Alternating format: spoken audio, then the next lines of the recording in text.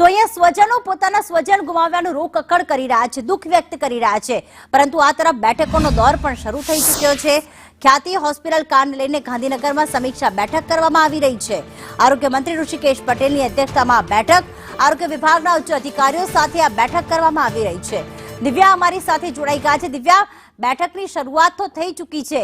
ઋષિકેશભાઈ પટેલે કહ્યું હતું કે ગઈકાલે 5 વાગ્યા સુધી પ્રાથમિક રિપોર્ટ આવી જશે, રિપોર્ટ નથી આવ્યો, બેઠક હજી ચાલુ છે। શું આ બેઠક બાદ કોઈ પ્રેસ કોન્ફરન્સ કરવામાં આવે, કોઈ રિપોર્ટ સોંપવામાં આવે, શું માહિતી મળી રહી છે?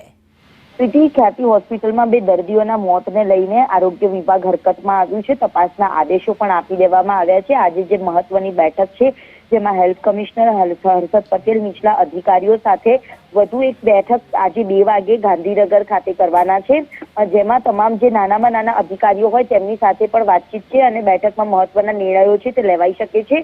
આ સાથે જે એસઓપીની વાત હતી, મલ્ટી સ્પેશિયાલિસ્ટ હોસ્પિટલોમાં તમામ જે દર્દીઓ છે તેમની ઓપરેશન કરવા માટેની જે એસઓપી તૈયાર કરવાની વાત છે તે આ બેઠકમાં હાલ જે ચર્ચા છે તે કરવામાં આવી રહી છે। સાથે જ પીએમ જેવા યોજનાના અધિકારીઓ, કોર્પોરેશનના અધિકારીઓ, આરોગ્ય વિભાગના અધિકારીઓ સહિતના તમામ જે હર્ષદ પટેલ સાથે આજે બેઠકમાં હાજર રહેશે, તેમાં પણ અલગ અલગ મુદ્દાઓને લઈને ચર્ચા છે તે કરવામાં આવશે।